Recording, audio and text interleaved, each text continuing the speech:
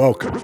First of all, welcome. This is Unsolicited Perspectives. I'm your host, Bruce Anthony, here to lead the conversation in important events and topics that are shaping today's society. Join the conversation by following us wherever you get your audio podcasts. Subscribe to our YouTube channel to watch our video podcasts. Rate, review, like, comment, share.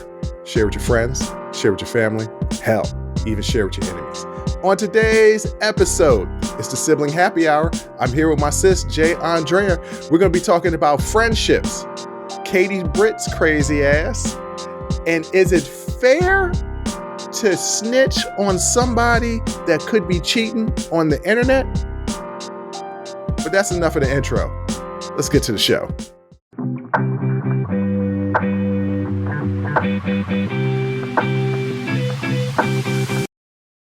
What up, sis? What up, brother? I can't call it except for this is allergy season and it's in full effect. Yes. Full effect, DOS effect, all of it. Rex effect. Rex and effects and I'm the wrecker. All of it. I don't think those were the words. That's the words that I've said my whole life. What's Roscoe up to? Because to put y'all behind the scenes as usual, because that's I put what's behind the scenes in front of the camera. Mm-hmm. I'm texting my sister and before the show, and she threw her phone to Uranus. So yes. As soon as she logs in, I'm like, "Hey, what's going on? Why aren't you answering my text?" Pick another planet,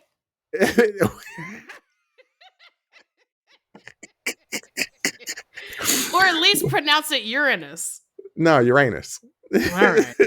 All right, Neptune. She throws her phone to Neptune, okay? Because that's the farthest planet since they, declassified Pluto. Pluto's a planet, damn it. And then she jumps on to tell me, I got to hide everything from Roscoe. And yes. That's just basically what it is. Well, he's 3 months old. He's teething. So everything goes in his mouth. Everything. Doesn't matter what it is. Pine cones, rocks, the remote, my phone. My finger, my arm. Yes.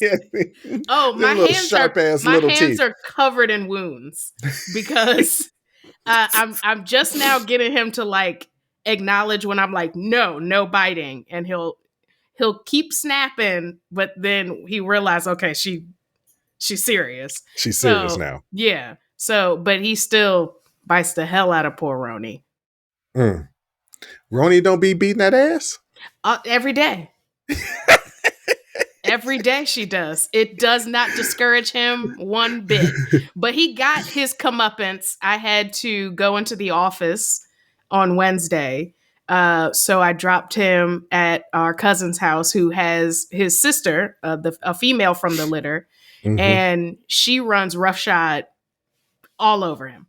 And so he got to play in the backyard and basically, get his little ass beat for the afternoon. And he just went right to bed when I got him home. He was so tired. He was so done. Now, so I learned from my friend who's a dog expert, quote unquote, that it's never a good idea to adopt siblings because they already had the pack mentality, and you want to be the leader of the pack in your household, right? Yeah. But if they already have a pack mentality, if you look at a lot of times where dog owners were attacked by their dogs, attacked by multiple dogs, they tend to be siblings from the same litter. Well, I mean, obviously, if they're siblings, they're from the same litter. Yeah, that so actually makes sense because she clearly is above him in the food chain. The way she be on his ass. On him. Well, do you have anything in particular that you want to address before we get to some of the stuff that we got going on, before we talk about friendship? Yeah, I got notes. I got notes on that. On friendship? Yes. Well, okay. I got notes. I got notes on the whole show, but I got like 2-3 pages of notes on friendship. Good God. Well, I went back and I listened to. You sent me a clip of a podcast. I went back and listened to the show and read related articles so I can get the full picture of what she was trying to say. Ooh, okay. And So you are well prepared. I'm prepared. But I'm surprised you're not leading with your news. What's my news? We have 5,000 subscribers. Okay, that's our news, not my news. Well, the show is called Unsolicited Perspectives with Bruce Anthony. That's what Actually, the show's called. is the show called that? Because on several different platforms, it's just Unsolicited Perspectives. And the logo says with Bruce Anthony. And yes, ladies and gentlemen, it is my show. But there's been a part of me that has just dropped the with Bruce Anthony part. Well, everybody knows it's your show. I mean, you are Bruce Anthony. And there are some episodes where it's just solely you. So it's a lot of episodes where it's just solely me. Right. So it would be really weird for people to not know that it's your show. Well, yes. But the official name of the show has the with Bruce. I feel like on social media, like there's an asterisk, like, and then the footnote says with Bruce Anthony. Yes, that's true. The logo and everything associated says with Bruce Anthony. You're right. But you are a part of Unsolicited Perspectives, a big part of it. Some would say the most important part, and I would dispute that. I would dispute that also. Guys, I'm really on a fraction of the shows. There'd be people it's people like, I really like your show, and the interviews, I really love when your sister's on the show. And I'm like, yes, okay, you make sure to listen to everything though, because I be dropping some, when it's just me, I'm long-winded, and I'm gonna go a roundabout way to get to my point. Very Rachel Maddow-esque. I hate that you gave me that analogy, but once you said it, I was like, yes, I'm bringing in everything. I'm giving you a complete story.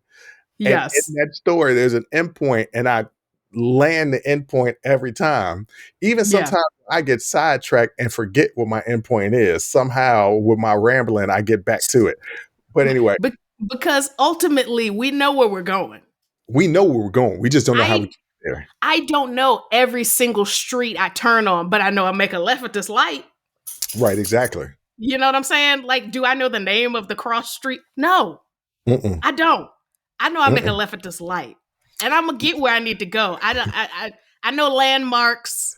We'll get there. We'll get there. But yes, so actually, we're over 5,000 now. We're close to 5,300. That's now. Insane. We actually hit 5,000. We're recording the show on Thursday. We hit 5,000, I think, Monday morning. I think I sent you the text. Yes, I sent you the text Monday morning. Yeah, that we had hit 5,000. The software that tracks that didn't recognize it until a couple of days later.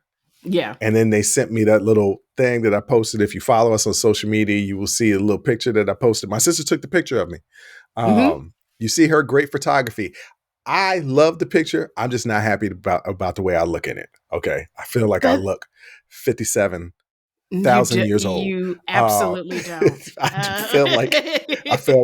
feel like you could see the allergies on my face. That you can't deny. You can see the allergies on my face. You can see I'm suffering. Those pictures were a clear identifier that pollen season is coming, because it's here. It is in full effect here. Y'all about to see me real puffy the next month and a half, two months of me being real puffy, because these allergies is killing me. But yes, we're at 5,000. I'm really excited about it because we doubled what we did in the entire 2023. We doubled that number in 2 months. That's in 2024. So yeah, we're growing. We're growing, people. It's happening. And I know that we're growing because we're getting a lot of hate. Yeah. I love it. Haters gonna hate. Yeah. Right, I mean, so it's oh, okay. Here we go. What? It's funny. So as you know, over the weekend, my home was vandalized. I didn't know that we was gonna put that on the air. We're gonna talk Oh, I about it. don't have no by persons unknown. Even though I don't know who specifically did it, but I know who's responsible. I will get my lick back. I'm putting that out on here on the show. I don't care. No, you don't know who's responsible. You will not get your lick back. This is going across the world. Okay, there's people in other countries saying it. No, even if they aren't responsible, I'm holding you responsible, period. So, but my house was vandalized, and it was funny. I was talking to our younger brother, and he was just letting me know that some of his friends were concerned and seeing if I was okay. And and one of them said, "I don't know. Seems like your sister got a lot of enemies," and that's the more I hear about the hate that I get for the things that I say on the show, the more I'm like, that might be accurate. That might be. Well, wait a minute. Hold on. Where are your enemies coming from? They're not coming from the show. Like your place wasn't vandalized because of something that you said on the show. No, I definitely know that's not the case. Yeah. No, but it just when you said that thing about you knew we were growing because of the amount of hate that we're getting, I'm like, Yeah. it just reminded me of when the person said, seems like your sister got some enemies. Look, let me tell you something, Jay. The reason why you got some enemies is the reason why I think you can't pinpoint it on specific people are the cause of this vandalizing. And you know what's so funny? I literally do nothing. I rarely interact with other human beings. And so the fact that this happened, I find it just incredibly strange. And I'm not a person with enemies. I don't have any. I'm a principled person, and that kind of person will get hated on. Yeah. But for me, a lot of times it's the principle, and I will stand on a hill, and that will be the hill I will die on, and I don't give a damn. Yeah, that's true. I said what I said. Let the audience know how you're doing. I am The house was vandalized Sunday night, early Monday morning. Yes. And everybody listening to this is going to be like, and then you told her that y'all hit 5,000 subscribers. It was after I called and talked to my sister. Yes. My main concern was my sister. And also, ladies and gentlemen, and everybody in between, and outside of that as well, I needed some good news. So yes.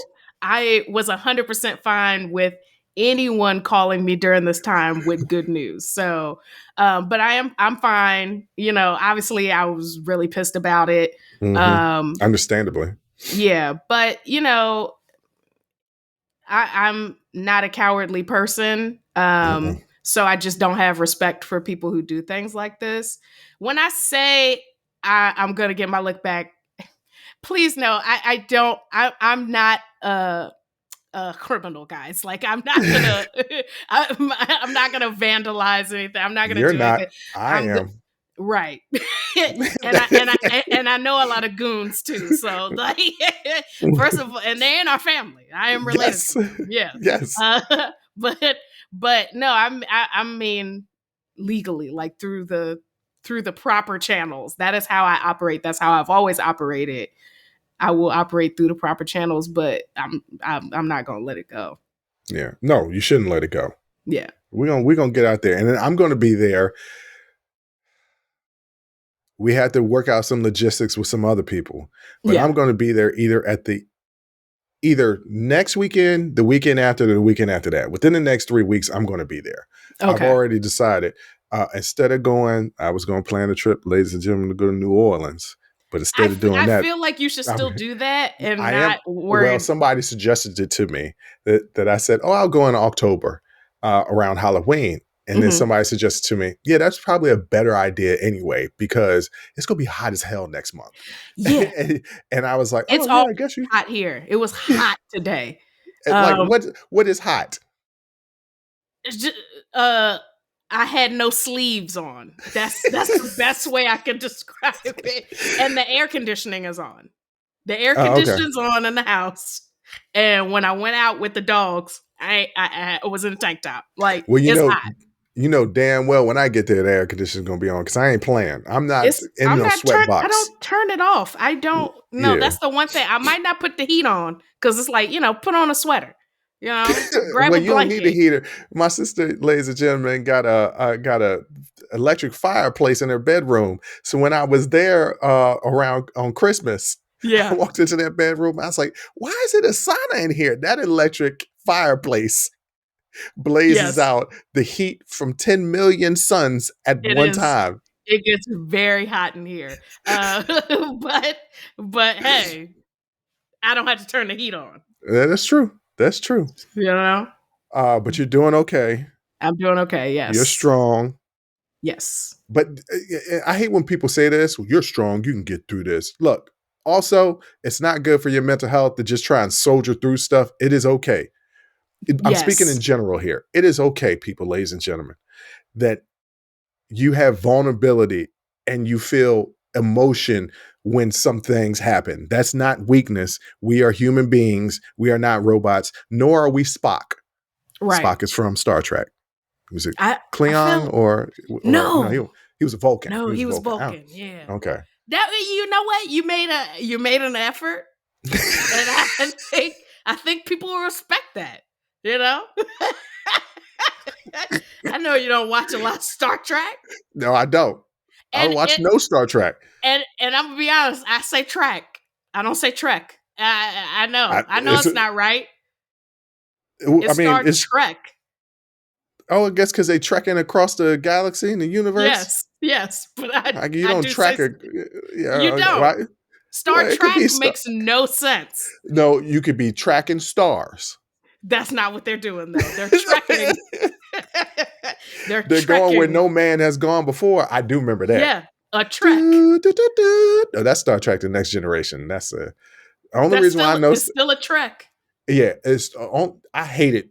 This is the reason why I hate Star Trek: The Next Generation. And ladies and gentlemen, we gonna get to the friendship thing. We just gonna move it from the first segment to the third segment because I got to get to crazy ass Katie Britt in the second segment. Yeah. We gonna get there. This is the longest dilly-dallying that we've done in a while, but we gonna get there. But I'm gonna tell you the reason why I hate Star Trek: The Next Generation. Okay. Star Trek: The Next Generation came on Saturday nights at 7 p.m. First of all, what major network show is going to schedule something Saturday night at 7 p.m.? Because most people are not at home. But guess who was at home? The people that watched Star Trek: The Next Generation in our household. Yes. And at that particular time, look, ladies and gentlemen, we didn't always have a lot of money. We might have only one good TV working. Yes. That meant... And not might. We did. We're one... We're one TV. That changed after a while, but typically it was one TV. And at 6:05 every Saturday on TBS, WCW Saturday Night Main Event would come on. And I was watching it, but I could only enjoy it for 55 minutes. Never saw a main event in my life. Never saw a main event in my life. You know why? Because Star Trek: The Next Generation was coming on. And mom and dad had to watch it. Yes. And also they had to tape it. So that meant that I couldn't even tape the last hour of WCW Saturday Night Main Event. I never saw Ric Flair wrestle in all my life. That's an exaggeration. That's an exaggeration. But I never saw a main event in my entire life. Never. Because I couldn't even tape it. Yeah. And then Dad would have some weird fixation on technology, Pops. You're basically an engineer. Technology, right? Yeah. So you know that we can record something and watch something else on another channel. There is a way to do that. No, it's gonna mess something up. So just leave it alone. So then I never saw a main event. Very, very important that they watch Star Trek: The Next Generation. It was just very important. There's no reruns until the summertime. And I don't know if the reruns was in order. And, you really it's episodic television. So I get it. This is before streaming, ladies. And we're watching it live. This was not syndication. This was when live. It was on television. And everybody want to ask me. You just had to catch it. Or that's it. Yeah, you missed it. And everybody asking me, Bruce, why'd you play with your wrestling men until you were 16 to 17 years old? Because I used to go act out what I thought would happen in the main event with my wrestling men because I couldn't watch the main event live. That's the reason. But eventually we got TVs in our rooms and it was fine. You And got then to I see started being Ric able to Flair. watching Ric Flair. Finally. When he was real old, I finally got to see him. I ain't see him in his prime. I saw him at the end. Oh my goodness. But speaking of prime time television, Boy, we oh have boy. not gotten an opportunity to address the response to State of the Union because we were filming an episode, but we're going to get to that next. Hey there, podcast listeners. It's Bruce Anthony here, and welcome to another episode of Unsolicited Perspectives. Today, I want to talk to you about something that's been on my mind lately, the importance of staying hydrated and taking care of ourselves. Whether it's prioritizing our health and wellness, or gearing up for festival seasons, or just gearing up for whatever season or time of year, there's one brand that's been my go-to for all things hydration, Liquid IV. Speaking of health and wellness, let's dive into how Liquid IV can fuel your well-being. Imagine starting your day off right, feeling refreshed and energized. Liquid IV Hydration Multiplier is the missing piece in your daily routine. With just one stick, you get 5 essential vitamins and 2 times faster hydration than water alone. It's perfect for those early mornings, pre-workout boosts, moments when you're just feeling run down, or even after a late night or long flights. I absolutely love how convenient Liquid IV is. The packaging makes it easy to bring with me wherever I go. And let me tell you, it's become a vital daily part of my routine. The flavors, let me tell you something, they're incredible. From refreshing sea berry and strawberry lemonade to classics like lemon lime and watermelon, there's a flavor for every preference. It's like a burst of hydration with a hint of deliciousness. Picture this. 1 stick of Liquid IV mixed in 16 ounces of water, hydrating you 2 times faster and more efficient than water alone. And with 12 mouth-watering flavors, you'll never get bored with your hydration routine. Plus, Liquid IV is packed with 5 essential vitamins: B3, B5, B6, B12, and of course, vitamin C. It's also made with premium ingredients, non-GMO, free of gluten, dairy, and soy. This is hydration at its finest. But it doesn't stop there. Liquid IV believes that access to clean and abundant water is the foundation of a healthier world. That's why they partner with leading organizations, finding innovative solutions to help communities protect both their water and their futures. It's incredible to know that Liquid IV has already donated over 39 million servings in 50 plus countries around the world. They truly walk the talk. Get 20% off when you go to liquidiv.com and use code UNSOLICITED at checkout. That's 20% off anything you order when you shop Better Hydration today using promo code UNSOLICITED at liquidiv.com. Remember, folks, taking care of ourselves should always be a priority. So why wait? Head over to liquidiv.com, pick your favorite flavors, and experience hydration like never before. Stay refreshed, stay hydrated, and keep rocking those unsolicited perspectives.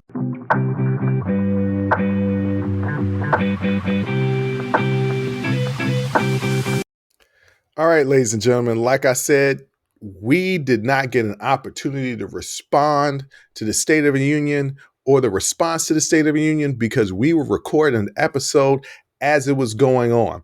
So I didn't find out about everything that happened until the very next day. And as I was watching the response to what happened the very next day, the first thing that came to my mind was, who the hell is this? So you and me both, because I have never heard of this person in my entire life. And but you should, here's the thing, you should have, and I'm going to go down her statistics in a minute. But here's the thing, we should have heard from her because her rise to her position is pretty phenomenal from a historic standpoint. It's pretty spectacular. Now, her response was also very spectacular, just in a very different way. From a historical standpoint, Right. All right, let me run down who we're talking about. We're talking about Katie Elizabeth Britt. She was born February 2nd, 1982. She just had her 42nd birthday. She's an American politician, obviously, an attorney who is the junior United States Senator from Alabama. She's been that since 2023. She's a member of the Republican Party. If you didn't notice that because of her response, you should have known that. But she's a member of the Republican Party. Britt is the first woman to be elected to the U.S. Senate from Alabama and the youngest Republican woman ever elected to Senate. So these were the things we were talking about from a historical standpoint. It's pretty spectacular. One, that Alabama is finally sending female senators to Congress. I mean, and the fact that she's sad. That is sad. Like that. She's the first. You know how long Alabama's been a state?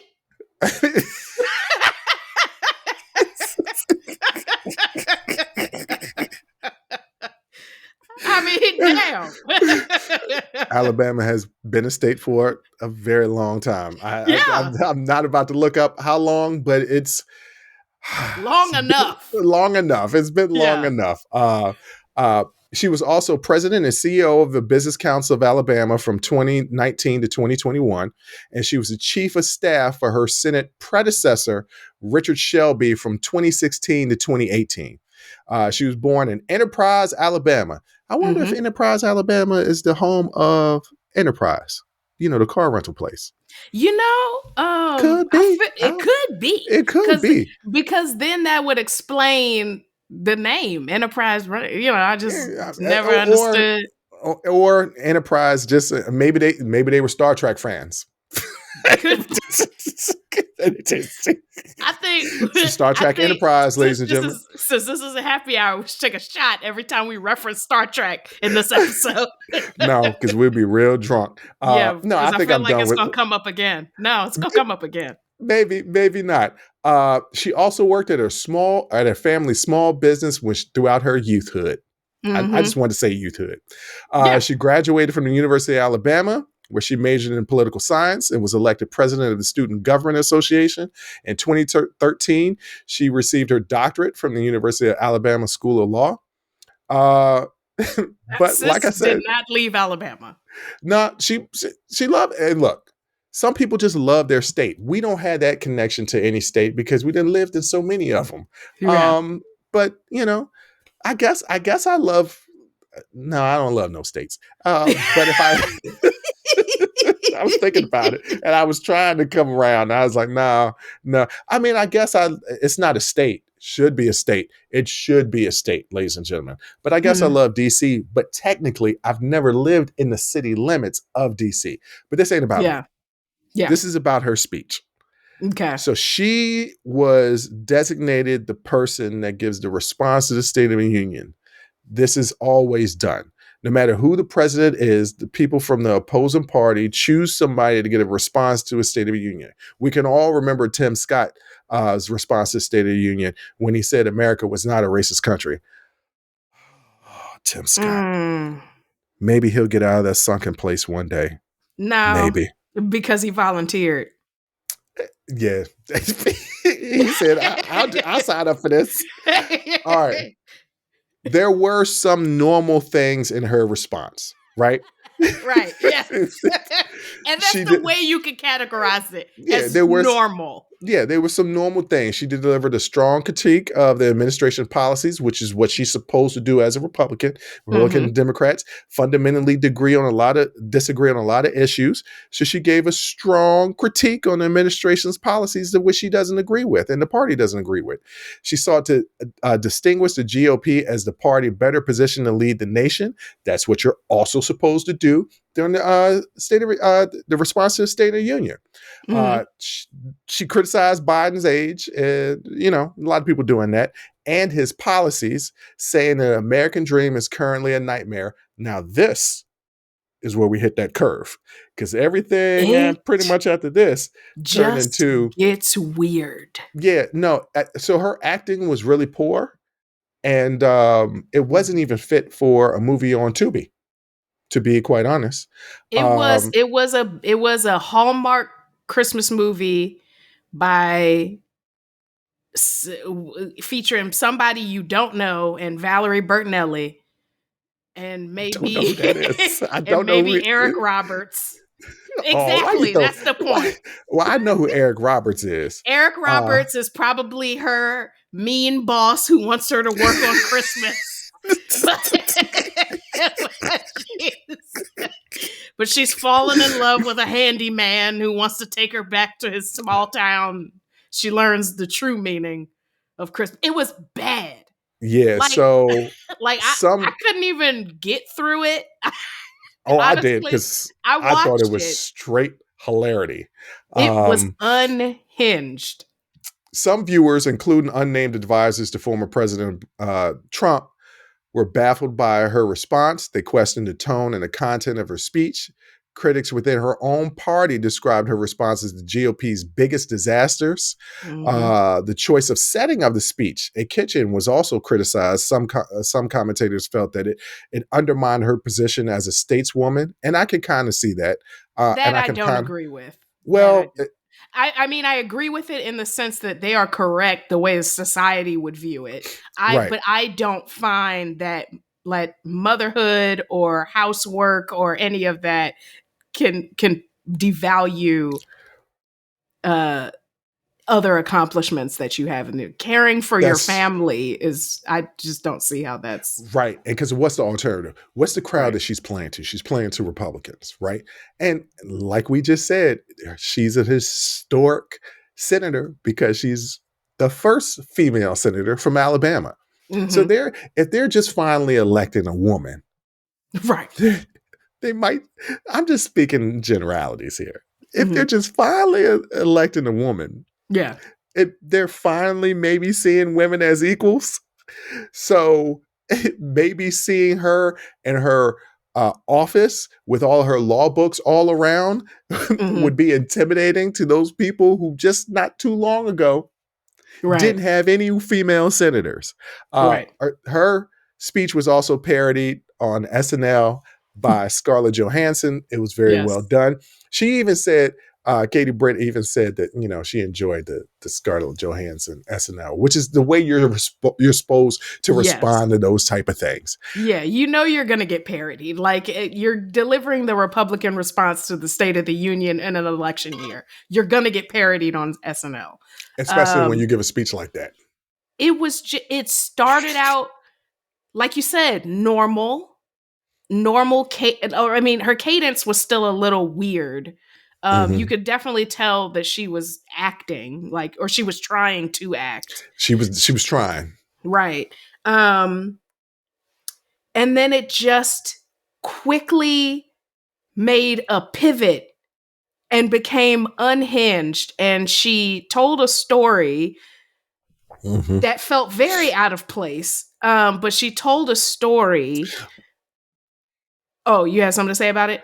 Well, it's not out of place in the standpoint of she's talking about Biden's policies and they're criticizing him on his border response, which, by the way, let me just point it out that the Senate just was ready to pass legislation Hmm. to give Republicans basically everything that they wanted on border control.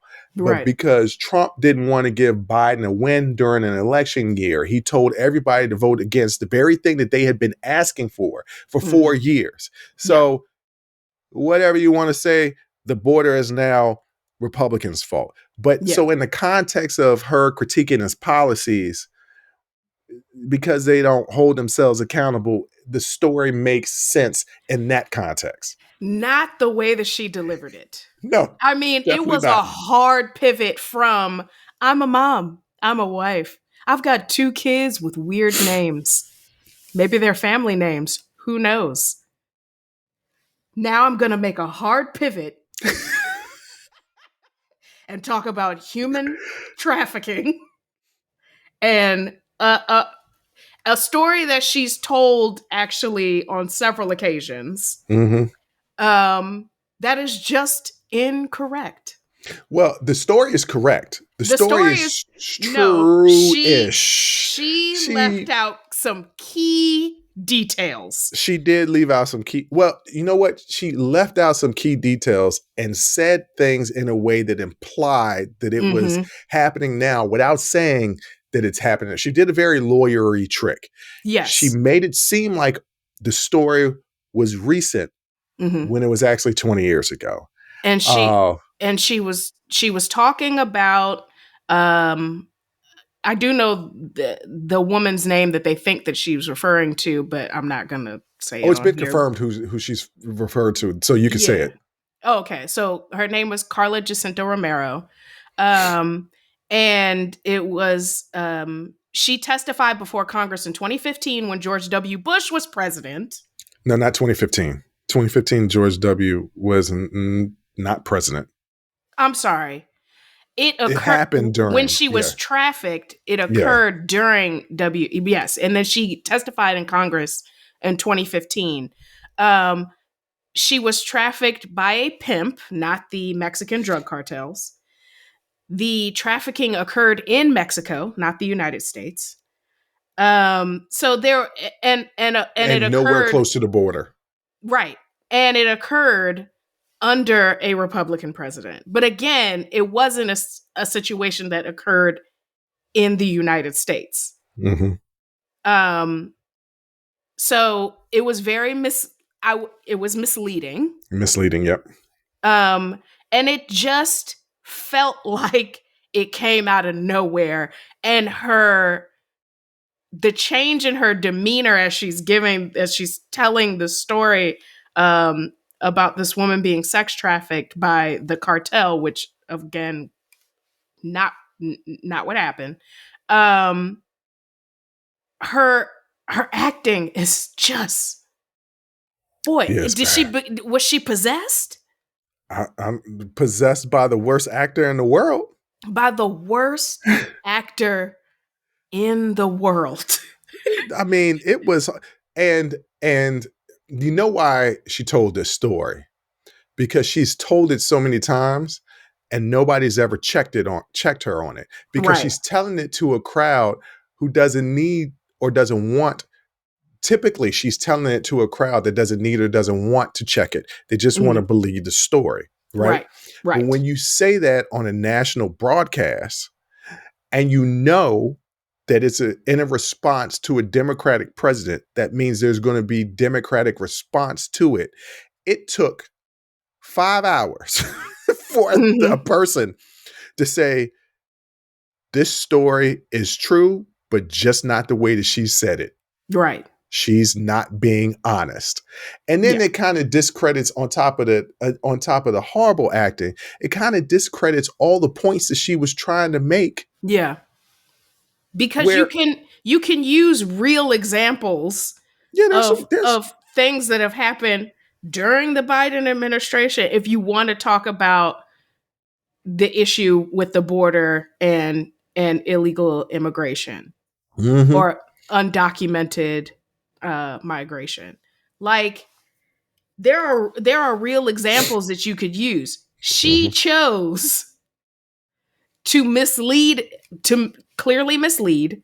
Yeah, because she said that that she had a personal conversation with the person, and she did not. She was with other politicians at a meeting, a committee meeting, a round table where this young lady told her story. But it wasn't like she went down there to the border and she was just walking along the border just meeting folks.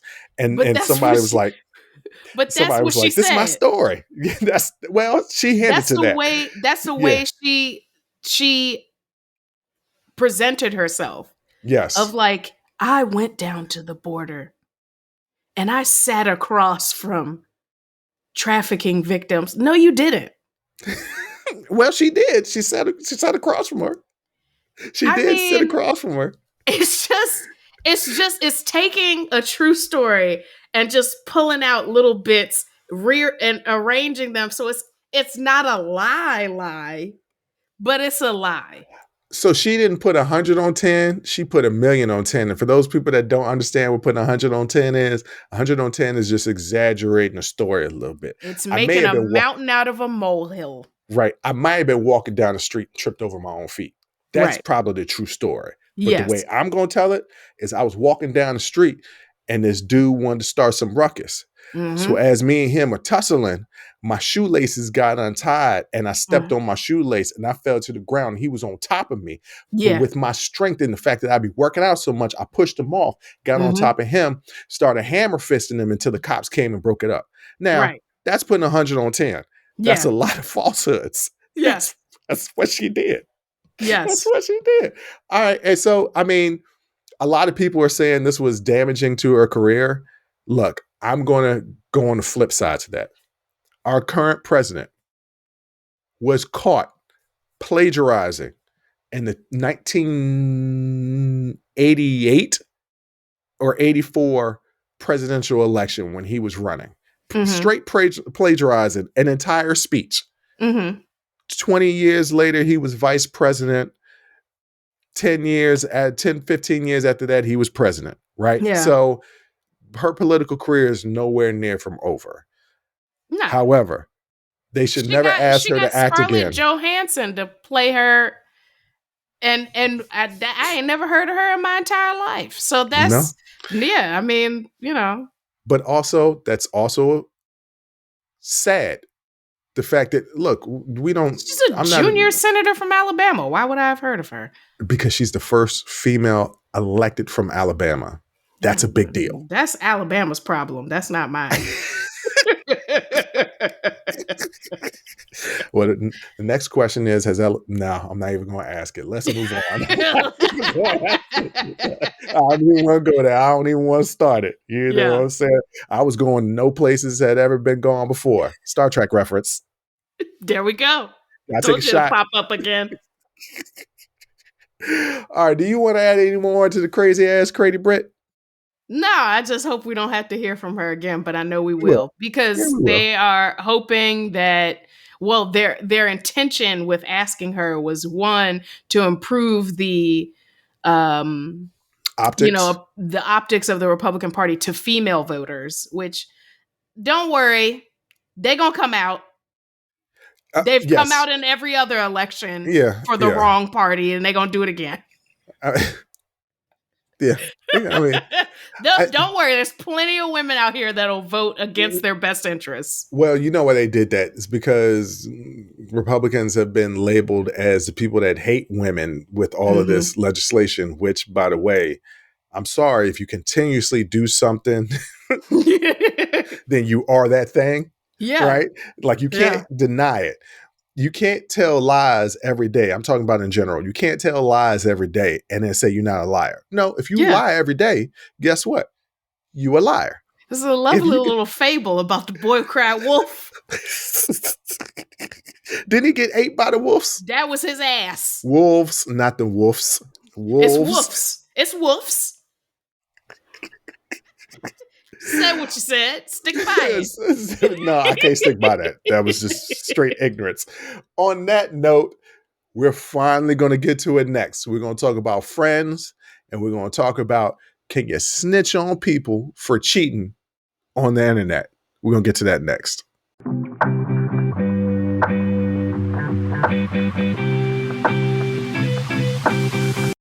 All right. Finally, ladies and gentlemen, we're going to get to talking about friendship. So Hannah Rosen speaks with Raina Cohen. Raina Cohen, thank you. Thank you. About her book, The Other Significant Others.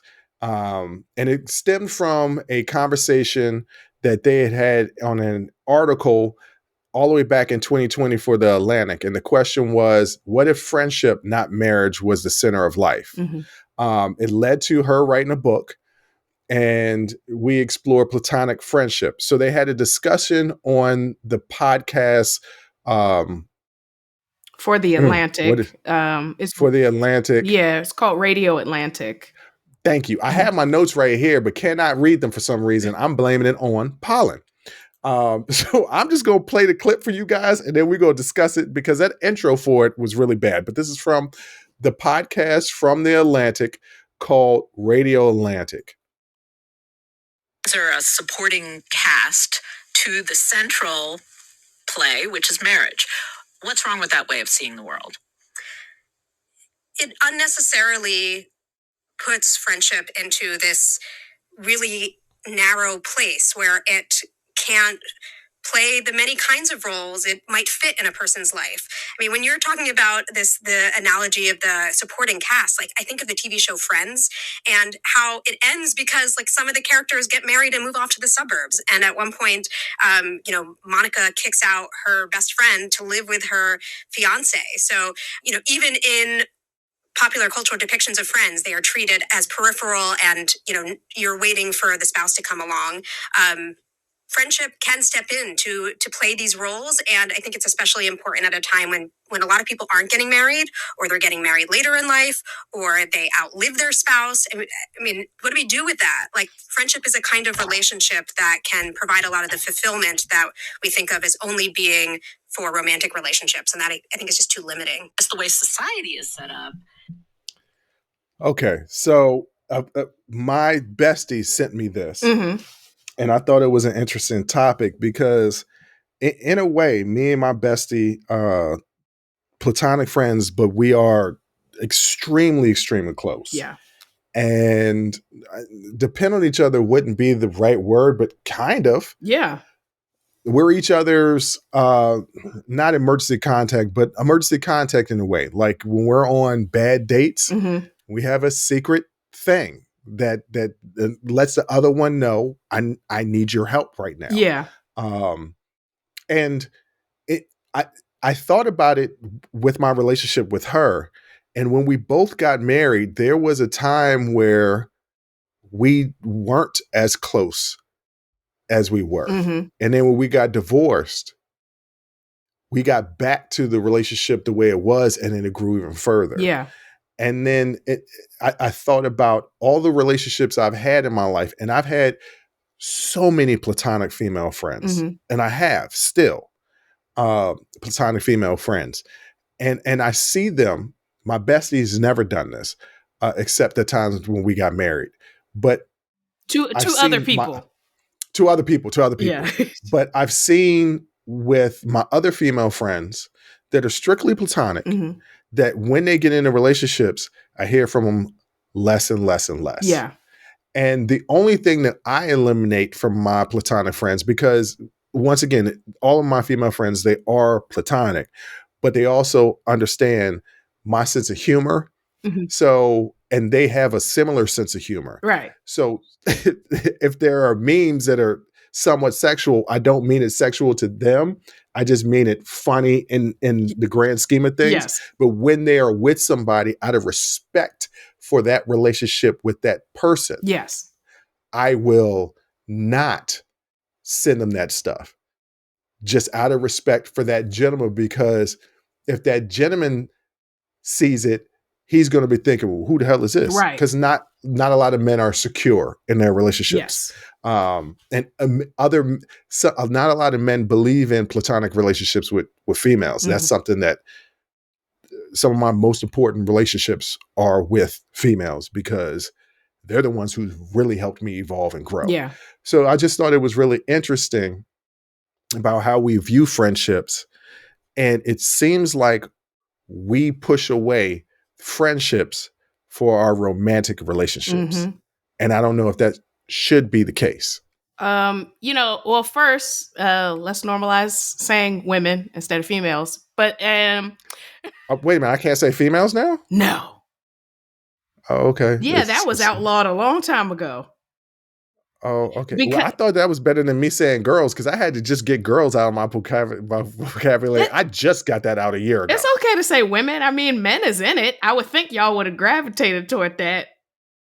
No, I say women. Well, I don't call every woman a woman, because not every woman is a woman. Some of them are girls, because they be acting young and silly. That's neither here nor there. Sometimes I don't call men. Sometimes I call them bruh or boy. Right. Because they don't be acting like men. Because you mean it as a pejorative.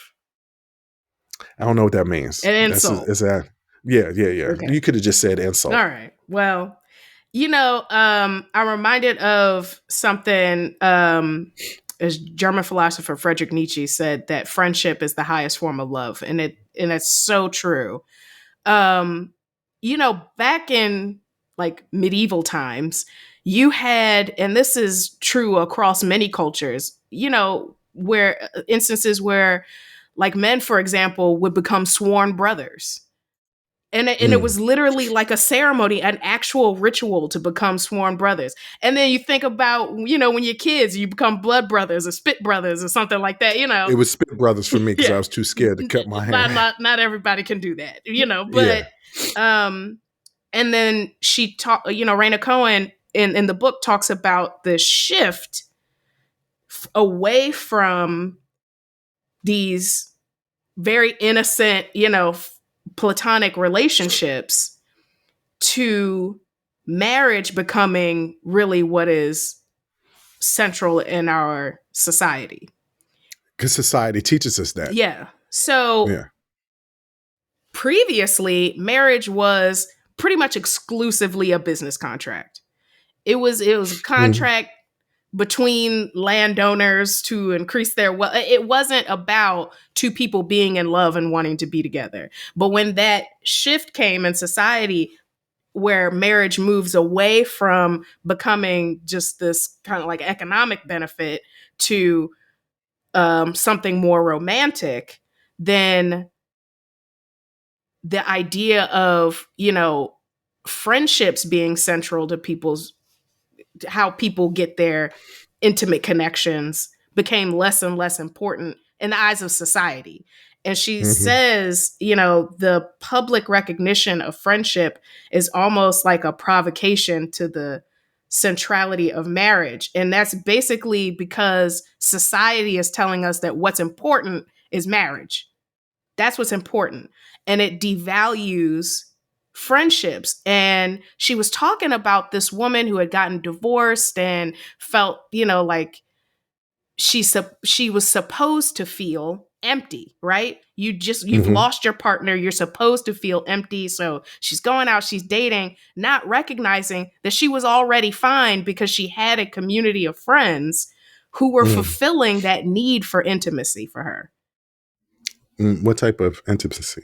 Intimacy, not intimacy, but intimacy. I'm talking about friendships not tied to sex. I'm not talking about she's not talking about friends with benefits. Every man out here that's listening has no clue what you're talking about.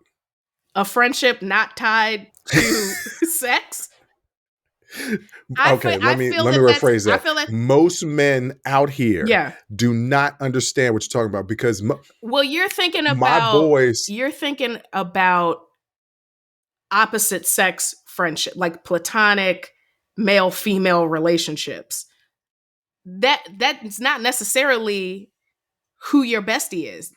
I know guys that have more loyalty for their friends, for their homies, than they do for anybody else in their life. Yeah, look, we heard that from Boondocks. Homies over hoes. Yeah. I'm just joking. Ladies and gentlemen. But I mean, I'm just joking. I'm joking. I think I definitely agree with her that we need to divorce ourselves from the idea that your partner is your everything, right? They're your best friend, your lover, your family. Yeah. We need because that's too much pressure on your partner, and it devalues the other relationships in your life. And I was thinking about this, and I'm like, she's absolutely right.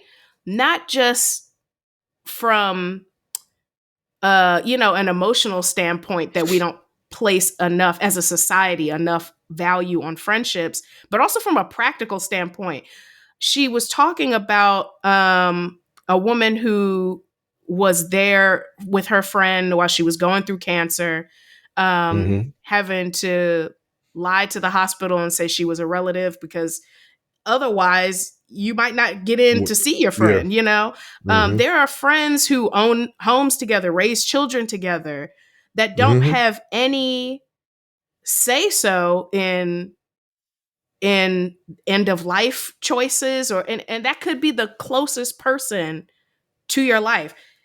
Like that woman taking care of her friend, she doesn't get protection under family medical leave. You're right. You're right. And I remember my best friend, when she had my godson, he was in the NICU for some time, and I had to lie and say that I was her sister so that I could be there to support them. And this is my best friend. She is my sister. Mm-hmm. Yeah. You know, in a lot of ways. And I thought about it too from this standpoint. Like, even the term best friend kind of feels like a diminishment. And I noticed that whenever I talk about my friend, I always layer adjectives to describe her. Like, this is my best friend. She's like my sister, this is my family. Like, I've known her. She's been my best friend for more years than she hasn't. Like, I always make sure, like, you know what I'm saying? I always make sure to add these layers, not just to legitimize our relationship as like, no, this is really an important person in my life, but also to convey the depth of that relationship. So you use terms. She was talking about Raina Cohen in the book, that people often use romantic terms to describe their best friend, like this is my soulmate or my friend crush or like things like that, because it creates a through line in people's minds of like, oh, I understand. This is not a casual acquaintance. This is somebody that you love and trust and care about. And this is an actual important relationship that I should place some value on. And I have to use this kind of terminology to get people to understand, yes, this how is important this person is to me. How important this platonic relationship, the amount, the depth of the connection that you have. And it's true. Like, she was also talking about, there is an attraction when it comes to friendship. And it's not tied to romantic intimacy. It's not tied to sex. It's literally just the desire to be around someone you love and care about. And I think because nowadays, especially with same-sex friendships, there's always, you know, in the past, it was seen more as just, this is a friendship. Now it's like you have to contend with, you know, people questioning your sexuality and like the closeness of your relationship. And so it moves into this sphere of like, you keeping it more private now. Like, your true feelings about your friends, you keep more private now. I don't think that's solely for same-sex friendships. Matter of fact, I think for, this is going to be interesting. I'm about to go there. I think for two heterosexual, different sex people being very, very close, people from the outside question their sexuality. Well, if y'all are so close, why aren't y'all together? Well, we don't see each other that way. Right. We're friends. We're friends. Well, is he gay? No. He loves women. Are you gay? No. I like men. I just don't get it. And this is what I was trying to say earlier at the top. A lot of men, this is going to go over their heads. Yeah. Because a lot of men don't want a woman, as their friend. Yeah. Because they don't see any benefit to it. And they would be so wrong, because there's so much benefit in having female friendship. So, like I said, all of my female friends have helped me in my dating life, right? Helped me in my personal life, just being a better man. Yeah. So I forgot what show it was, but I posted a clip on YouTube talking about how, you know, having female platonic friends can help you in your dating life. And these are the reasons how. And I made a comment of, when you're platonic friends and you're true friends, y'all are brutally honest to each other. Yes. Just like any other type of friendship. Yeah. When you're with your friends, you're brutally honest with them. Yeah. And you'll tell them their flaws and tell them where they messed up or tell them where they're right. Yes. Right. And so this commenter on YouTube was like, bro, are you serious? You believe that they're telling you about their errors in dating? I don't believe that. And I said, well, you must not have any friends. Yeah. and because clearly, if you had friends, when they tell you a story, if they're truly your friend, you're going to have some questions. Yeah. in that story, Yeah. right? Yes. And if the answers to the questions don't make sense, you're going to be like, hey, you was wrong, and here are the reasons why. Right. If they're truly your friend, Yes. you was wrong, and here are the reasons why. Or maybe you could have done this instead. Yeah. So true friendships will tell you about their errors. Yes. So yes, you can learn something from your friends, no matter what sex they are, if they're truly your friends. And I look at my boys. When we introduce each other to new people, Mhm. we introduce each other, hey, this is one of my main boys. It's always main. Yeah. We always say, this is one of my main boys. That's my brother. Yeah. Known him for this long. Yeah. That's how we introduce people. That's how they know again, where it's that layering, so that like, this is my main, this is my brother, we've known each other for this long, like, so that you could get people to understand this is not a casual friendship. Right. This is somebody important in my life that was here before you got here and will be here when you are long gone. And that's important in relationships. Mhm. I make it a point, anytime my bestie gets into a relationship, I make it a point to go and meet that man. Yeah. For several reasons. One, I need to meet him and make sure that he's going to take care of my homie. Yeah. That's first and foremost. Yeah. Number two, I need to meet him to reassure him. Right. I'm just a friend. I'm just a friend. I'm just a friend. And not in right? the way that Bismarcky. Yeah, not in that way. Not in that way. Not that. That I'm just a friend. Yeah. That I'm just a friend. So I make that point, and I make that point to introduce her. Like I tell every woman I'm dating, my best friend is a female. Yeah. She's not going anywhere. And she told a story in the book, and it was a woman who was in a long-term relationship, and her boyfriend felt threatened by the closeness of her and her best friend. And so he would start disparaging her, and it put a strain on her friendship. That relationship's over. She gets into a new one, and she lets him know off rip, this is my best friend. This is my day one. She was here before you. She'll be here after. She is my number one and my priority, period. You need to get in where you fit in. Get in where you fit in. And it's like, how many times have people straight up lied to an officiant and their family and friends, getting up there in front of all the people that you know and love and say, I'm marrying my best friend. Meanwhile, your best friend is standing behind you holding your bouquet, about to hand you the ring. Okay? I'm not going to tell that Because that's a lie. cliche. That's a cliche Yeah. that you want your partner that you're going to build a family with, continue on in life with, supposedly till death do you part, to be your best friend. And in some ways, sometimes as the only person on this particular podcast right now that's actually been married, Yeah.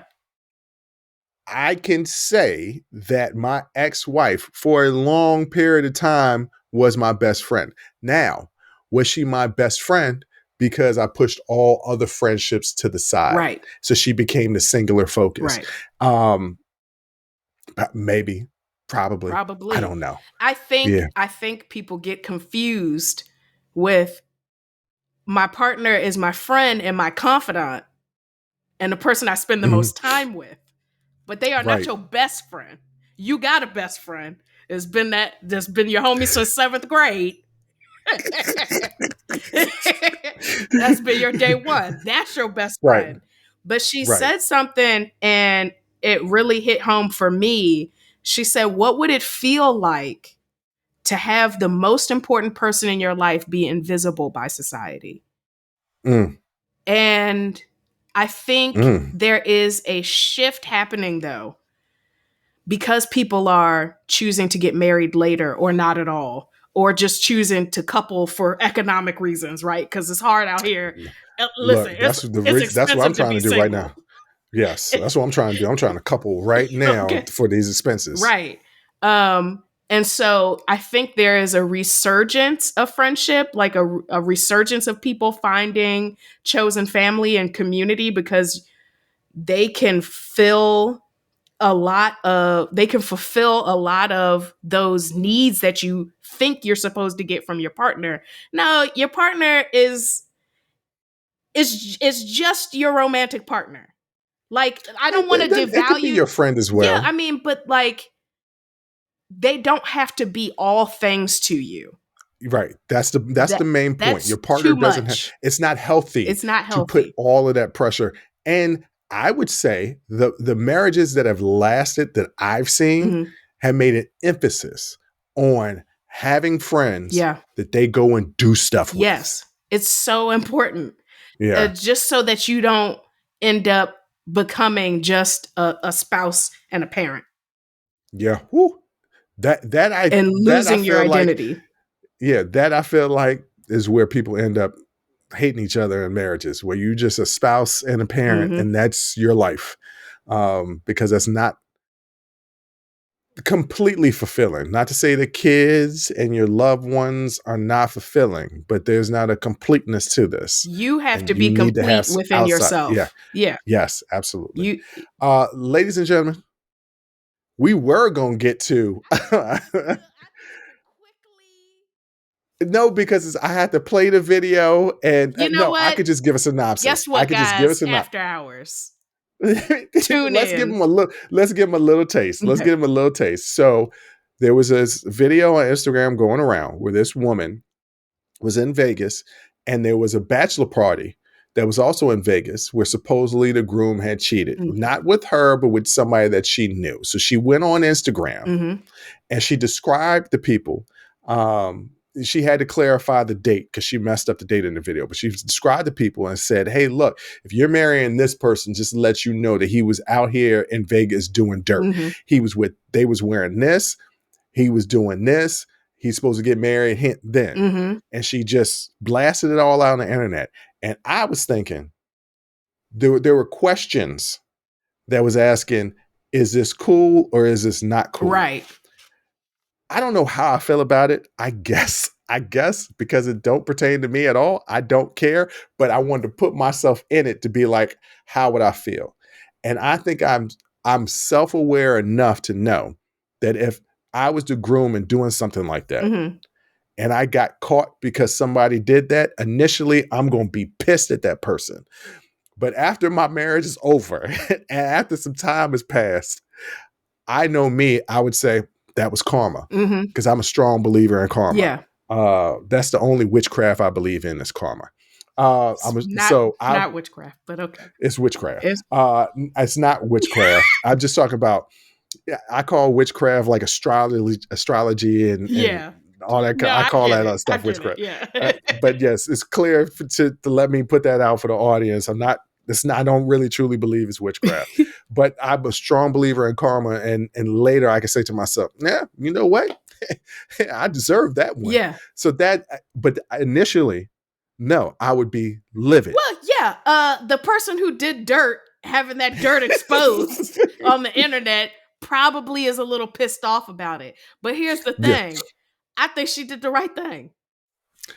You looked out for old girl, but you don't even know her, but girl code, hey, sis, just to let you know, I saw some things and I feel like you should know. My thing is this, and I'm going to get killed for this. I know I am. I'm going to get killed from women from this. My thing is this. If it was done before the marriage, you in the clear. As long as he didn't do it after he said, I do. No. He's fine. No. Because what if he was just saying, this is my last hurrah.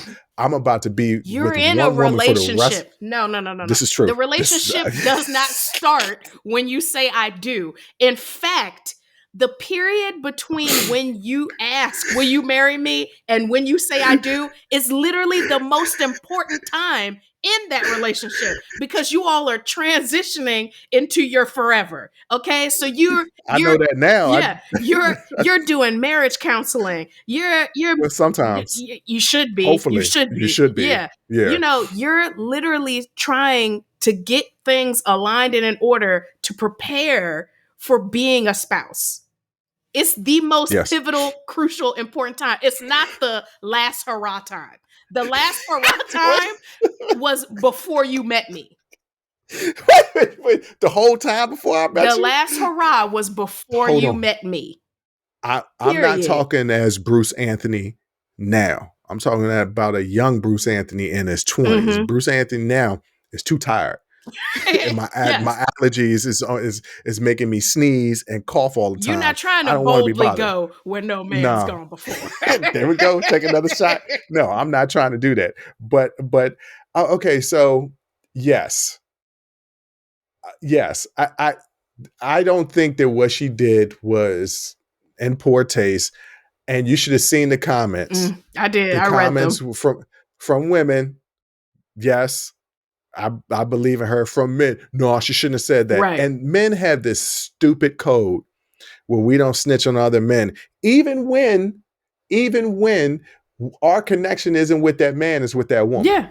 I know I've been there. I've had really close female friends that I knew their man was cheating on them, Mm-hmm. and I didn't say anything. I'm talking younger Bruce, younger. I didn't say anything to them not to break the guy code. Yeah. And who's my loyalty to? My loyalty was to her, Right. not to him. And that's just not understanding what friendship is. You see how we brought that full circle? That was supposed to be the first and the last segment, but we went so long dilly-dallying that we just had to bring it all together in the final segment. And guess what? It worked out. It worked out. Jay, what you want to tell the people out there? Y'all stop lying to your friends and your family and saying that you marrying your best friend while your best friend is standing right beside you. It's literally called best man and maid of honor, matron of honor. It's that they're literally a person of honor. They're standing right next to you. Don't disrespect that friendship like that. That's all I got to say about that. Some of my friends, when I had my little birthday celebration last summer, some of my friends, legitimately, some people I thought were my friends, or they were my friends, but they thought that they were closer to me than what actually was the case. Realized how close me and my bestie were, and literally got jealous, and some of the friendships just haven't been the same since. And that's crazy, because like I tell people all the time, people that listen to the show know Bruce got a female bestie. Yeah. She listening right now. You know who you are. I'm gonna see you in a couple of days because we're gonna hang out.